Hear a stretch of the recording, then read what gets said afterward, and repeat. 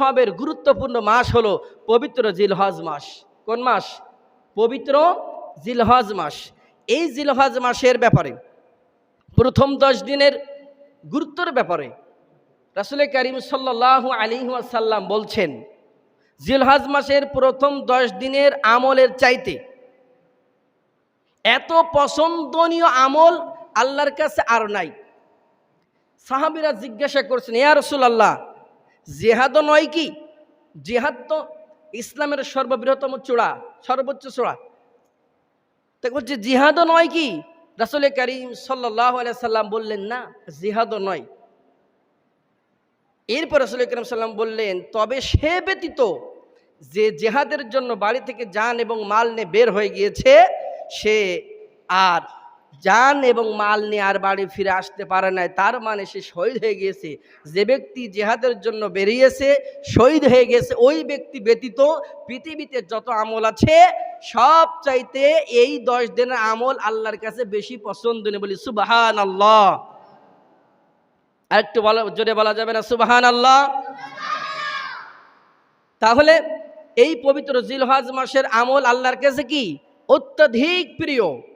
এ ব্যাপারে আরেকটি হাদিসের ভিতরে রাসূল করিম সাল্লাল্লাহু আলাইহি ওয়াসাল্লাম বলছেন, মা মিন আইয়ামিন আহাব্বু ইলাল্লাহ আন ইউতাআব্বাদা লাহু ফিহা মিন আশারি জিলহিজ্জা। জিলহজ মাসের প্রথম 10 দিনের আমল আল্লাহ তাআলার নিকট অন্যান্য আমলের চাইতে এত অধিক পছন্দনীয় ইবাদত আর নাই। সুবহানাল্লাহ। আল্লাহ জিলহজ মাসের প্রথম 10 দিনের আমল আল্লাহর কাছে অন্যান্য ইবাদতের চাইতে অধিক প্রিয় আমল। এরপরে রাসূল করিম সাল্লাল্লাহু আলাইহি সাল্লাম বলছেন, ইয়াদুল সিয়ামু কুল্লি ইয়াউমি মিনহা বিসিয়াম। এই জিলহজ মাসের প্রথম 10 দিনের সিয়াম, নফল রোজা, কেউ যদি একটি রোজা রাখে তাহলে আল্লাহ সুবহানাহু ওয়া তাআলা তার আমল নামায় গোটা একটি বছর সিয়াম সাধনা করলে যে সব পেত, যে মর্যাদার অধিকারী হবে, ওই পরিমাণ সব তার আমল নামায় দেয়া। বলে সুবহানাল্লাহ। একটা রোজা সমান কতটি? 1 বছর। সুবহানাল্লাহ বলবেন না?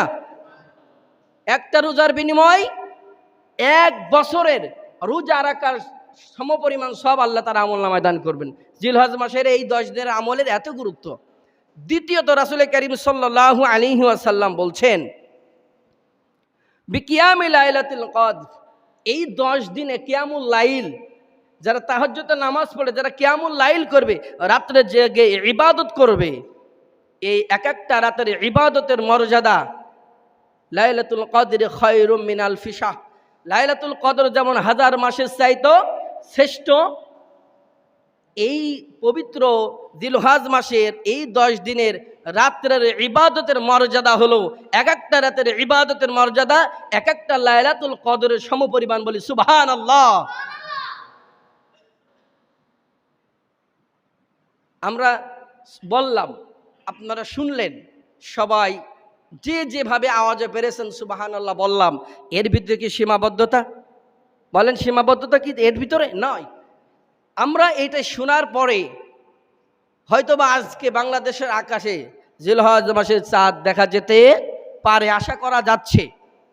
যদি চাঁদ দেখা যায় তাহলে আগামীকাল থেকে এই নফল রোজা শুরু হয়ে যাবে। কি হয়ে যাবে? নফল রোজা শুরু হয়ে যাবে। আমাদের এই নিয়ত করতে হবে যে এই নফল রোজা যেহেতু একটা রোজার বিনিময় একটি বছরের রোজার সমতুল্য, এক রাত ইবাদতের সমতুল্য, লাইলাতুল কদর ইবাদতের সমতুল্য। সুতরাং এই বিশাল সুযোগ আমরা হাতছাড়া করতে পারি না। এরপরে রাসূল করিম সাল্লাল্লাহু আলাইহি ওয়াসাল্লাম